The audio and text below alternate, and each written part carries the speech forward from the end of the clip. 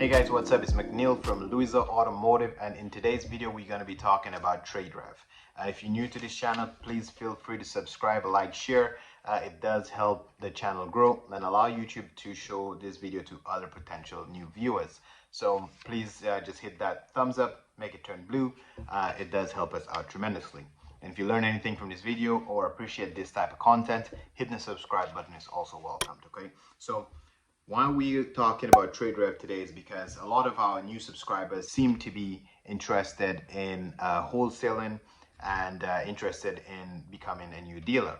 So just giving you a little bit of history about TradeRev, I thought was kind of cool to make a video about that, okay? TradeRev was founded in 2009 and ADESA basically acquired TradeRev in 2014.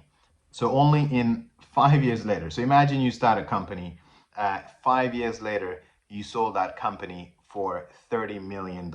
Now, $30 million sounds like a lot of money, but it also gets better.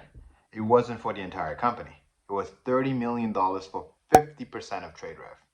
50% of TradeRev. So you start a company in 2009, 5 years later, ADESA came by and said, what? This is basically digitizing the wholesale game.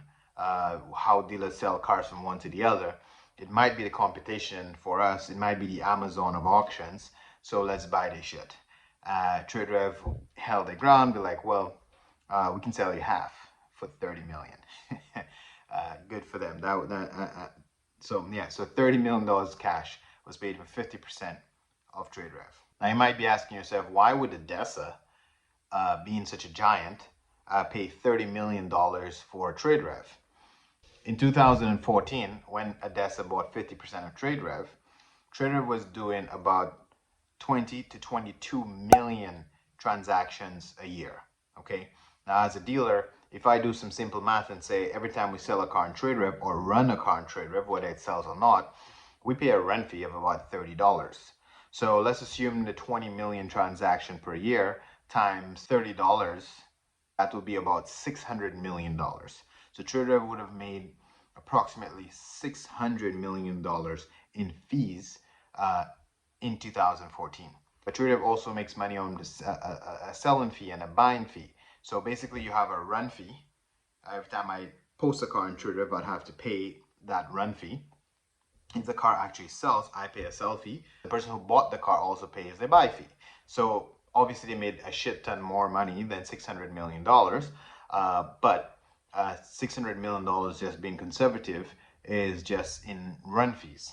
Now, if you were making $600 million, why would you sell 50% of your company for $30 million? So the transaction was worth a lot more than 30 million.